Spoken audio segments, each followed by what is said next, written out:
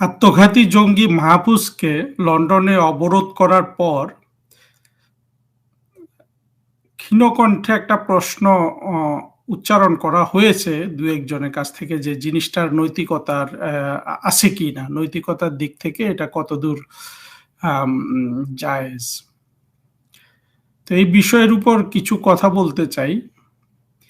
আমি চিন্তা করেছি যে যেহেতু আপনারা কষ্ট করে আমার ভিডিওগুলা শুনবেন বা যারা শুনবেন তাদের কাছে সময়টা যাতে ব্যর্থ না হয়, তার জন্য কি করা যেতে পারে আমি চিন্তা ভাবনা করছি। যদিও আমার আসলে দিনে ১ ঘন্টা সময় থাকে এই পুরো ভিডিও করা, থাম্বনেইল করা, আপডে এ এ এটা সব করে আরকি। তো আমি আজকে চিন্তা করেছি যে আমি আওয়ামী লীগকে বা মুক্তিযুদ্ধের পক্ষে শক্তিকে যেভাবে ফেলে দেয়া হলো বা বারবার যেই আঘাতটা করা হয়, পুরো জিনিসটা কিন্তু অপপ্রচারের মাধ্যমে করা হয়। আপনি দেখেন বঙ্গবন্ধু সরকারের উপর কত অপপ্রচার দেয়া হয়েছে। বঙ্গবন্ধুর উপর কত অপপ্রচার দেয়া হয়েছে। এবং অপপ্রচারগুলো একই জিনিস, একই মেডিসিন, একই সিরাপ খাওয়ানো হয়, জনগণ খায় এবং বারবার এটা ফিরে আসে। তো এই অপপ্রচার বঙ্গবন্ধু থেকে শেখ হাসিনা এই পর্যন্ত অপপ্রচারের বিষয়গুলা নিয়ে আপাতত একটা ধারাবাহিক সিরিজ হবে। চিন্তা করছি যার মধ্যে আসলে জিনিসটা এমন নয় যে আম খুব আ সহজ সরল আলোচনা করব কিন্তু ব্যাপারটার গভীরে ঢোকার চেষ্টা করব। ভিডিও করতে আসার আমার মূল কাজ হলো যে আমি মানে আমার মূল উদ্দেশ্যটা আমি অনেকবার বলেছি, আরেকবার বলে নেই। দেখুন, শুধু মুক্তিযুদ্ধের শক্তিকে বারবার পরাজিত করা হয়েছে, এই যে অপপ্রচার দিয়ে, এই অপপ্রচারের বিরুদ্ধে যে কোনো বলিষ্ঠ যুক্তি বা ন্যারেটিভ বলেন, এই জিনিসটা যে সাধারণ মানুষের কাছে পৌঁছানো গেল না। এই জিনিসটা বিশ্লেষণ করা হবে আমার এই ভিডিওগুলার মূল বিষয়। যে এটা কেন যায় না, কেন এটা কঠিন, কেন সম্ভব হয় নাই এবং এটা কঠিন, অবশ্যই কঠিন তো বটেই। কিন্তু এটা অসম্ভব কাজ ছিল না। আমি কিছু আম যারা এগুলার মূল দায়িত্বে থাকবে তাদের জন্য কিছু চিন্তার খোরাক জোগানোর চেষ্টা করব। আর আপনারা যারা ভিডিও দেখবেন কষ্ট করে, কোনো না কোনো পর্যায়ে যদি ১৫ মিনিট ২০ মিনিটের একটা ভিডিও করি, সেই জায়গায় আপনাদের সময়টা যাতে এটা যে আপনার সময় যে আমার সময়ের মতোই গুরুত্বপূর্ণ সেটা মাথায় রেখে আমি কাজ করব। এবং প্রতিদিন যদি একটা ভিডিও করি সেখানে দিনের মধ্যে যদি কোনো গুরুত্বপূর্ণ বিষয় থাকে সেটা নিয়ে কিছু আলোচনা করব। তবে আজকের যেই ব্যাপারটা যে মাহফুজকে যে অবরোধ করা হয়েছে এই বিষয়টা হয়তো আজকে পুরো ২০ মিনিট চলে যেতে পারে। মাহফুজ নিজেও বিশ্বাস করে যে সে এই meticulous ডিজাইনার এবং এই meticulous ডিজাইনার বা তার অংশ বা সে এই দলের অংশ। দেখেন এই meticulous ডিজাইনটা কি ছিল? এটা ছিল পুলিশ খুন, আওয়ামী লীগের নেতাকর্মীদের খুন, মবের মাধ্যমে খুন, তারপরে আপনার রাষ্ট্রের সম্পদ ধ্বংস করে ফেলা। আপনি মাহফুজের চোখ, দাঁত যখন দেখবেন, আপনাকে কিন্তু ওই দৃষ্টিতেই দেখতে হবে যে এই জঙ্গিটা এতগুলো খুন খারাপি কিন্তু সে ডিজাইন করেছে বা একটা হিসাবে ডিজাইন করতে পারে। সে নিজে করতে পারে বা সে অনেকের সাথে পরামর্শ করে করতে পারে এবং এই জঙ্গি কিন্তু ইউনূস যেটা বলেছে, সেটা কিন্তু সে প্রত্যাখ্যান কখনো করে নাই। অর্থাৎ সে যে ডিজাইনার, এই যে তাকে যে এই উম সম্মান দেয়া হয়েছে তাদের পক্ষ থেকে, এটা সে উপভোগও করেছে এবং সমর্থনও করেছে। এখন এই মাহফুজ তাহলে দেখেন কোন ধরনের একজন মানুষ। অল্প বয়স, হ্যাঁ, বয়স হয়তো বেশি হলে যে কোনো জঙ্গির জন্য কিন্তু আমাদের এই দুঃখটা থেকে যায় যে এই জঙ্গিটা যদি সঠিক শিক্ষা পেত, যদি সঠিক তদারকি পেত, তার এই যে মেধা, সে যে খুনের ডিজাইন করে, সে যে রাষ্ট্রের সম্পদ ধ্বংসের ডিজাইন করে একটা সরকারকে নামানোর, এবং সেটা যদি কোনো ধরেন ন্যায়সঙ্গত একটা দাবির জন্য হয়, সেটার একটা ব্যাপার আছে। কিন্তু এটা তো কি, এটা হলো যে বাংলাদেশের যে স্বাধীনতা, বাংলাদেশের যে মুক্তিযুদ্ধ, বাংলাদেশের যে মূল ধারা, সেটাকে ফেলে দিয়ে যেটা 1971 সালে পরাজিত হয়েছিল সেটাকে প্রতিষ্ঠিত করার জন্য একটা বেআইনি ষড়যন্ত্রের ডিজাইন আসে। এবং এই ডিজাইনগুলা বাংলাদেশে আমাদের জন্য দেখেন দুইভাবে চলে আসে। একটা হলো যে মানে দুই ধরনের শত্রু এক জায়গায় মিলে গেছে। এটা কিন্তু এই শত্রু যেমন, এটা শত্রুকে যেমন আপনার শক্তিশালী করে, এই একই জিনিস আবার শত্রুকে পরাজিত করার কাজও কিন্তু আপনি ব্যবহার করতে পারেন। সেই দুটা জিনিস কি? প্রথম কথা হলো এরা বাংলাদেশের স্বাধীনতা বিরোধী, আর স্বাধীনতা বিরোধী এবং এরা কিন্তু মৌলবাদী। অর্থাৎ বাংলাদেশের যে স্বাধীনতার আকাঙ্ক্ষা, একটা রাষ্ট্র যে গঠন করার যে চেষ্টা চলেছিল এবং সেটাকে স্বাধীন করা হলো ৭২-এর সংবিধান দিয়ে, সেটা কিরকম রাষ্ট্র হবে দেখুন। আমরা কিন্তু ৭২-এর সংবিধানটা নিয়ে এখন তো অনেক অনেক কথা বলে, এবং ধরেন আমরা যারা মনে করি যে পছন্দ করি, তাও হয়তো ভাবি যে এটা কাট পেস্ট করে বানিয়েছে। আচ্ছা, কাট পেস্ট করে বানাবে না কেন? কারণ ৭২-এর সংবিধান তো নতুন কিছু বলে নাই। কারণ হলো একটা রাষ্ট্র চালানোর যত ভালো পদ্ধতি আছে তার মধ্যে সবচেয়ে ভালো পদ্ধতিটা 1971 সালের আগে হয়ে গেছে। সুতরাং ডক্টর কামাল হোসেনদেরকে তো কাটপেস্টই করতে হবে, কিন্তু কাটপেস্টটা তারা করেছিলেন অত্যন্ত মেধার সাথে, চিন্তার সাথে, দক্ষতার সাথে। সেজন্য 1972 সালের যে সংবিধান আমরা পেয়েছিলাম, যেটাকে আমি মনে করি যে এখন আমরা মুজিববাদ বলবো এবং সেটা আমরা প্রতিষ্ঠিত করব। কারণ মুজিববাদটা কিন্তু আমাদের ডিসকোর্সে ছিল না, আমাদের বয়ানে ছিল না, আওয়ামী লীগও কখনো বলে নাই।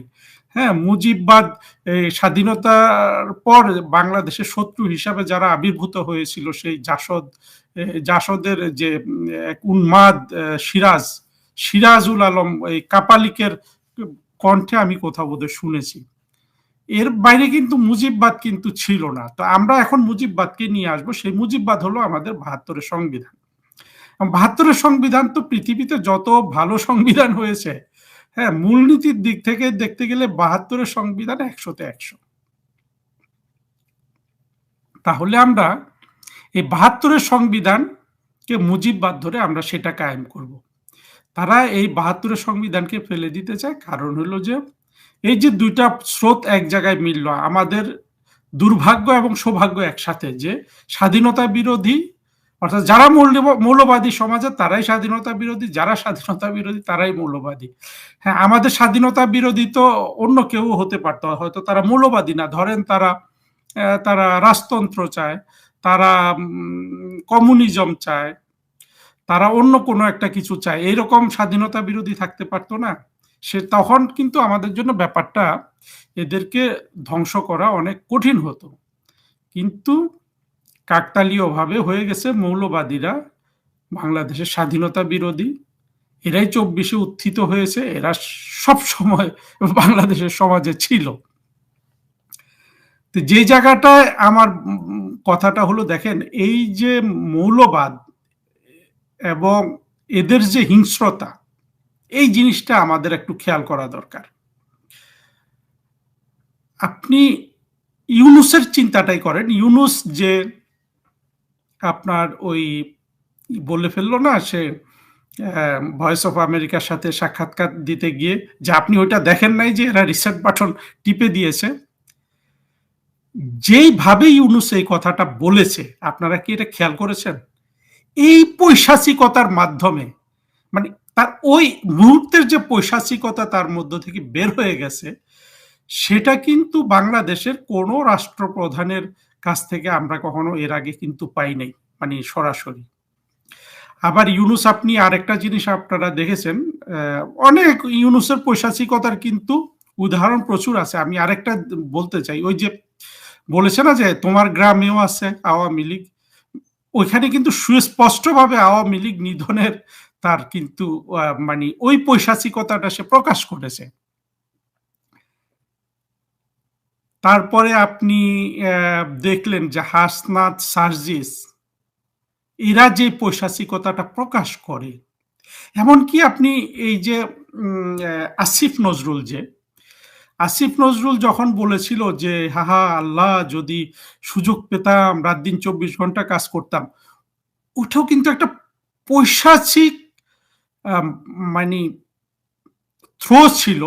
কিন্তু পৈশাচিকতাটার ভেতরে ছিল তার আকাঙ্ক্ষাটা প্রকাশ পেয়েছে, যেটাকে সে ভালো আকাঙ্ক্ষা হিসাবে প্রতিষ্ঠিত করেছিল। কিন্তু আমরা যারা মানুষের চরিত্র বুঝি এবং আমরা লক্ষ্য করব যে ৫ই আগস্টের পরে আপনি আসিফ নজরুলের কথাবার্তা যদি দেখেন,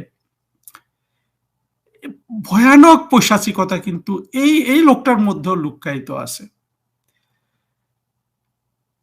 এখন আপনি আমাকে বলুন, আওয়ামী লীগের আমরা তো নানান বদনাম শুনি। এমন কোন নেতা, এমন কোন কর্মী আজ পর্যন্ত প্রকাশের পৈশাচিকতা, আমি শব্দ বলছি না। কোন শব্দকে বলল সেটা না। প্রকাশের যে পৈশাচিকতা, যেটা আমরা এই এই এদের মাহফুজের কথার চেয়েও মাহফুজ লেখে টেখে বেশি, বাট চোখে মুখে কিন্তু পৈশাচিকতা। ইউনুসের প্রকাশে পৈশাচিকতা। আর আসিফ নজরুল, এই পৈশাচিকতা কি আওয়ামী লীগের কোনো লোক আজ পর্যন্ত দেখাতে পেরেছে? হ্যাঁ, আমি আওয়ামী লীগের সদস্যদের আমি সমালোচনা করি, কিন্তু সেটা হলো অন্য ধরনের সমালোচনা। তাদের অদক্ষতার সমালোচনা করি মূলত। কিন্তু একটা মানুষ যে আওয়ামী লীগ করে, এইটাই কিন্তু মানুষ হিসাবে তার হিউম্যান কোয়ালিটিস অনেক বেড়ে যায়। এবং আমি যে সিরিজটা করব ভাবছি, সেখানে এই জিনিসগুলো দীর্ঘভাবে আলোচনা করব, যে জিনিসগুলো আমাদের সমাজে প্রতিষ্ঠিত নয় কিন্তু সত্য। এখন এই যে পৈশাচিক একটা জিনিস এদের মধ্যে আছে, সে মাহফুজ বলুন, আসিফ বলুন, সজীব ভুঁইয়া বলুন, নাহিদ বলুন, হাসনাত বলুন, সার্জিস বলুন, এই পৈশাচিকতা তো আমরা দেখেছি। এটা এদের প্রকাশের কথাই বলছি। আর রাস্তায় তো এরা এই থিওরি বা এই পৈশাচিকতাকে তারা প্র্যাকটিক্যালি দেখিয়েও দিয়েছে, তাই না? মব টপ করে। হ্যাঁ, এখন বলবেন যে মব তো করেছে বিএনপি, কিন্তু বিষয়টা হলো যে এরা তো কেউ কারো কাছ থেকে আলাদা নয়। যারা সেই পৈশাচিকতা করেছে, যারা মব করেছে, যারা প্রকাশ করেছে, সবাই কিন্তু এক গোয়ালের গরু। সবার মনস্তত্ত্বে আছে বাংলাদেশ যেই মানবিকতার উপর প্রতিষ্ঠিত হয়েছে, যেই মূলনীতির উপর প্রতিষ্ঠিত হয়েছে, সেটাকে ঘৃণা করা। আমি যখন সিরিজে যাব, আমি এই জিনিসগুলো প্রতিষ্ঠিত করার জন্য আপনাদের যে ইনসাইটটা দরকার, সেটার উপর কথা বলবো। এবং যদি আপনারা আমার এই চ্যানেলটাকে এগিয়ে যেতে সহায়তা করেন, ধরুন একটা সংখ্যা যদি সাবস্ক্রাইবার হয়ে যায়, ২০,০০০ আমি ধরে রেখেছি, তাহলে আমি টক শো করব। টক শো করব এই জন্য যে আমাদের যেসব জ্ঞানী গুণী মানুষ আছে, তাদের কাছ থেকে কথাগুলো আমরা বের করে আনবো। এখন টক শোর যে দুর্বলতা দেখা যায় যে প্রশ্নকর্তা নিজের মানে যারা করছেন তাদের যা সেখানে যোগ্যতাটা আর একটু বাড়ানো। অর্থাৎ আমি নিজে যেহেতু কথা বলায় পারঙ্গম নিজেকে মনে করি না, আমি টক শো করবো এবং যারা ভালো কথা বলেন, যারা বাংলাদেশের সত্যিকারের বন্ধু, সত্যিকারের স্বাধীনতাপন্থী লোকজন, তবে ২৪-এর কোনো লাল বদর আমার কাছ থেকে এই বদান্যতা পাবে না। তাদের কাছ থেকে আমরা শুনবো এবং তারা যে কথাগুলো প্রকাশ করতে পারেন না, সেই কথাগুলো প্রকাশে আমি সহযোগিতা করব। আমার এইরকম একটা টক শো করার ইচ্ছা আছে। বন্ধুরা, আপনারা পাশে থাকুন। এখন আমি আবার ওই জায়গাটায় ফিরে আসি যে মাহফুজকে যে আজকে অবরুদ্ধ করলো, এইটার মানে নৈতিকতা নিয়ে প্রশ্নের আগে আমাদের যেই জিনিসগুলো চিন্তা করতে হবে। দেখুন, জঙ্গিবাদ, আপনি যদি একজন মুসলমান হন, আমি মুসলমানদের আরেকটা জিনিস দেখানোর চেষ্টা করব যে দেখুন, জঙ্গিবাদ, আপনি যদি জঙ্গি মুসলমান না হন, আপনার বেহেশতে যেতে কোনো সমস্যা হবে না। এইটাও আমি অনেকবার বলেছি, কিন্তু এই কথাগুলো আমাদেরকে বারবার বলতে হবে। একটা সাধারণ মানুষ যখন বিশ্বাস করে যে আমি জঙ্গিকে সমর্থন না করলে আমি তো বেহেশতে যেতে পারবো না, তখন তো এটা আমাদের একটা নৈতিক দায়িত্ব হয়ে যায়। কারণ হলো বেহেশতের চিন্তা বা মরার পরে দোজখে যাওয়ার ভয়, মৃত্যুর ভয়, এগুলো তো প্রতিটা সাধারণ মানুষের কমন ইস্যু, তাই না? ওই জায়গাগুলো কিন্তু আমাদেরকে ওই জায়গাগুলোতেও মানুষের দুশ্চিন্তাগুলোকে দূর করার ব্যবস্থা করতে হবে। মানে আমার পুরো প্রজেক্টটা হলো একটা সার্বিক বাংলাদেশের মানুষের যে যে কারণে টেনশন হয়, অর্থাৎ পরকালের চিন্তায় বাংলাদেশটাকে যে তারা ইহকালে জঙ্গিদের হাতে ধ্বংস করে দেওয়ার জন্য 24 একবার ছেড়ে দিয়েছে, আমরা এবার উদ্ধার করব। যদি মানুষকে আমরা সঠিক কথাগুলো বুঝাতে না পারি, আবার এক ছুতা ধরে তারা এটাকে আবার দিয়ে দিবে জঙ্গিদের হাতে। আর ছুতা দেওয়ার জন্য দুই তিনটা কমন ঘৃণা তো আছেই। সেই ঘৃণা কি? ভারত ঘৃণা, হিন্দু ঘৃণা। পাশের দেশ যেহেতু ভারত এবং তারা যেহেতু হিন্দু, এবং হিন্দুদের ঘৃণা করানো যেন মুসলমানদের যেহেতু জন্য একটা সহজ ব্যাপার, আর ধর্মের মধ্যেও থেকেও যেহেতু এই ধরনের জিনিস উদ্ধার করে নিয়ে আসা যায় মানুষকে ঘৃণা শেখানোর জন্য, এবং সেটা নিঃসন্দেহে শুধু বাংলাদেশেই হয়, পৃথিবীর আর কোথাও, পাকিস্তানে এক সময় হতো, পাকিস্তানে হয় রাজনৈতিক কারণে, কিন্তু বাংলাদেশে পুরোপুরি জিনিসটা হলো ধর্মীয় কারণ। এটা বর্তমান বিশ্বের আর কোথাও নাই। আমি যথেষ্ট পরিমাণে মুসলমান দেশ ভ্রমণ করে, যথেষ্ট পরিমাণে মুসলমানদের সাথে কথা বলে আপনাদেরকে এগুলা জানাচ্ছি। হ্যাঁ, কোথাও আপনি পাবেন না বাংলাদেশের এই যে সাম্প্রদায়িক ঘৃণা। এবং অদ্ভুত ব্যাপার কি জানেন, বাংলাদেশ যে একটা সাম্প্রদায়িক ঘৃণায় পরিপূর্ণ দেশ, এটা কিন্তু আওয়ামী লীগও স্বীকার করে না। কারণ হলো যে তারা শাসন করছে, তারা মানে এটা তো নিজের উপরও লজ্জা লাগে, তাই না? কিন্তু সত্যি কথা বলতে কি, পৃথিবীতে এত সাম্প্রদায়িক জনগোষ্ঠী, এই বাংলাদেশের 18-20 কোটি মানুষ বা মুসলমান যে কয়টা আছে, এবং হিন্দুরাও কিন্তু সাম্প্রদায়িক, এখানে একটা আরেকটার কিন্তু প্রতিক্রিয়া। আমাদেরকে এই ঐতিহাসিক দিকগুলোও কিন্তু বিশ্লেষণ করতে হবে। অর্থাৎ আমি যদি আপনার কাছে আমার কথা বিশ্বাসযোগ্য করতে চাই, আমি বিশ্বাস করি যে আমার সততা এবং যুক্তি হবে মানে আমার মূলধন। হ্যাঁ, তো আমি এখানে কাউকে ফেভার করা বা কাউকে ইয়ে করার জন্য না, সত্যগুলা দিয়ে, যুক্তি দিয়ে, এবং বাংলাদেশের উপর বারবার যে মিথ্যাগুলো চাপিয়ে দেয়া হয়, বঙ্গবন্ধুর উপর চাপিয়ে দিয়েছে একেবারে শুরু থেকেই, তাই না? বঙ্গবন্ধু একটা ডাকাতকে মেরেছে, বঙ্গবন্ধু মেরেছে বলতে ওই যে সিরাজ শিকদার, দেখেন একটা জঘন্য ডাকাত সে, কিন্তু এইটাকে নিয়ে কি হইচই। এই যে ডাকাত, আপনি মনে করেন যে সিরাজ শিকদারের বোন শামীম শিকদারের চেয়েও কি আপনি সিরাজ শিকদারকে বেশি ভালোবাসেন? হ্যাঁ, যে না, কেউ ভালোবাসে না, ওই ওই বনি ভাইটাকে বেশি ভালোবাসে। তাহলে এই বোন কেন বঙ্গবন্ধুর ভাস্কর্য তৈরি করলো? যদিও ভাস্কর্যটা ভালো হয় নাই, বহু বছর আগে করেছিল ওই যে পলাশির মোড়ে। হ্যাঁ, কারণ বোনও বুঝতে পেরেছে ভাই ভ্রান্ত ভ্রান্ত পথে ছিল। এখন বোনের পক্ষে তো আর সেটা বলা সম্ভব না। আমরা যারা মানে তৃতীয় পক্ষ, এ তো পুরোপুরি একটা ডাকাত, একটা দেশ সদ্য স্বাধীন হয়েছে, সেখানে সে ডাকাতি শুরু করেছে। তাকে মেরে ফেলা ছাড়াও তো আর কোনো আসলে উপায় ছিল না। আপনি কোনো কোথাও রাষ্ট্রের সাথে ডাকাতি করে আপনি বেঁচে যেতে পারবেন না। 24-এর জঙ্গিরাও এই কারণে বাঁচতে পারবে না। 24-এর জঙ্গিদের উপরন্তু হলো যে এরা হলো ইসলামিক জঙ্গি। ইসলামিক জঙ্গি আর ইসলাম, আমরা দুইটাকে এইটাকে মানে সুগার কোট করার জন্য পশ্চিমারা ইসলামিস্ট বলে, অর্থাৎ ইসলামিক পায়াস, অর্থাৎ যারা ধার্মিক, আর ইসলামিস্ট রাজনৈতিকভাবে যারা সন্ত্রাসী, এইভাবে ভাগ করে। আমি দুটো শব্দের মধ্যে পার্থক্য দেখি না। ইসলামিক জঙ্গি, ইসলাম, মুসলমান, এগুলো নিয়েও আমি বিস্তৃত কথা বলবো। কথা বলে আপনাদের একটা পথ দেখানোর চেষ্টা করব, যে আপনার দ্বিধাটা যেন না থাকে, যে জঙ্গিবাদ, জঙ্গিদের সাথে আপনার সম্পর্ক না রাখলে যে আপনার ভেস্তে যাওয়া কোনোভাবেই বন্ধ হবে না, এই জায়গাটাও আমি দেখানোর চেষ্টা করব। এবং আমি শুরু করেছি কিছু মূল চিন্তা দিয়ে। এমন নয় যে আমার চিন্তাগুলোর চেয়ে আপনি ভালো যুক্তি এর সাথে যোগ করবেন। একটা পথে যদি মানুষকে চিন্তা করানো দেখিয়ে দেওয়া হয়, তাহলে মানুষ কিন্তু চিন্তাটাকে আরো প্রসারিত করতে পারে। আমার চিন্তার সাথে আরো 5 জন চিন্তা যোগ করবেন।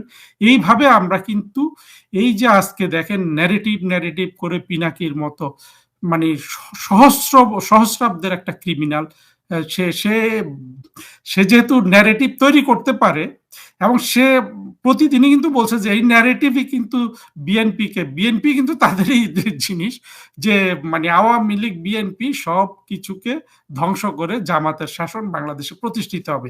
এই কনফিডেন্স নিয়ে কিন্তু পিনাকি কথা বলে। এখন দেখেন একটা মিথ্যা, একটা অচল জিনিস, যেই জঙ্গিরা সারা পৃথিবীতে কোথাও কিছু করতে পারেনি, সর্বশেষে ওরা পেরেছে কোথায়? মিশরে। মিশরে এই উত্থান হওয়ার পরে মিশরে তারা ধ্বংস হয়ে গেছে। আপনি খোঁজ নিয়ে দেখবেন মুরসি মানে এইটাই জঙ্গি ইসলামিক জঙ্গিদের এইটাই কিন্তু সর্বোচ্চ পর্যায়ে। আজকে যারা জামাত করছে বা জঙ্গিবাদ করছে, মাহফুজ, এটাই ওদের কিন্তু সর্বোচ্চ পর্যায়ে।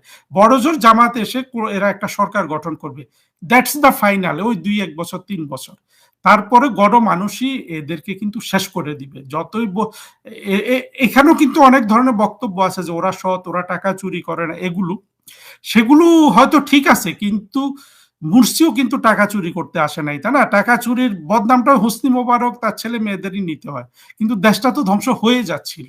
সেখান থেকে সিসি সাহেব ওই মুরসিরই নিযুক্ত সেনা প্রধান কিন্তু দেশটাকে কোন রকম টেনে তুলেছে, তাই না? এবং মিশরের ব্রাদারহুড শেষ। আগামী ৫০ বছরে তারা ওই ২০০০ কত ১২ সালে তো এটা হলো নাকি ১১ সালে, হ্যাঁ আমি ছিলাম ৯-১০, হ্যাঁ ১১ সাল থেকে শুরু হয়েছিল। ১১ সালে আগের যেই আপনার মনে করেন যে ওই আরব বসন্ত মিশরে শুরু হওয়ার আগে যেই ইয়েটা ছিল, মানে যেই ব্রাদারহুড ছিল, মানে জামাতের কাজিন, সেই পর্যায়ে মিশরে জামাত পৌঁছতে আগামী ৫০ বছরেও পারবে না। এবং যেহেতু মানুষ আরো দিন দিন আধুনিক হচ্ছে, আর হয়তো কোনোদিনই পারবে না। চেষ্টা করলে একেবারে সব সুযোগ সুবিধা পেলেও আরো ৫০ বছর লাগবে। একই পরাজয় কিন্তু বাংলাদেশের জঙ্গিদের মানে সামনে আপনার অপেক্ষা করছে। আমি যেটা আবার আমার আজকে যেটা কথা বলবো বলেছিলাম, সেই জায়গায় যদি ফিরে আসি যে মাহফুজকে যে আপনি অবরুদ্ধ করলো, এটার নৈতিকতার আগে ওই জিনিসটা ভাবতে হবে। দেখেন এই যে ইসলামিক জঙ্গি বলে, এই জঙ্গিগুলাকে ডিল করার পৃথিবীতে কারো কোনো পদ্ধতি জানা নাই। জানা নাই কেন আপনি জানেন?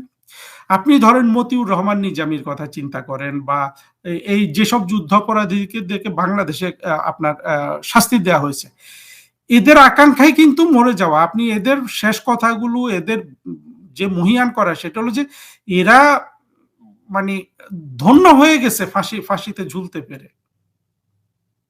হ্যাঁ, বেঁচে গেল এরা ধন্য, ফাঁসিতে ঝুললেও ধন্য, আবার স্বাভাবিকভাবে মরল এরা ধন্য।